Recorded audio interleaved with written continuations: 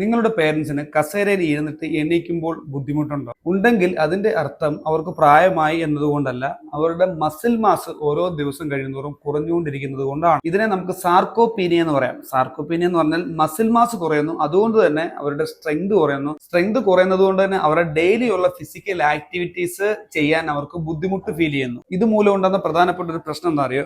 നമ്മുടെ ബാലൻസ് കുറയുന്നു. ബാലൻസ് കുറഞ്ഞാൽ എന്താ, നമ്മൾ വീഴാനുള്ള സാധ്യത വളരെയധികം കൂടുന്നു. വീണാൽ അറിയാമല്ലോ, പെട്ടെന്ന് ഇഞ്ചുറി ഉണ്ടാവും, ഫ്രാക്ചർ ഉണ്ടാവും.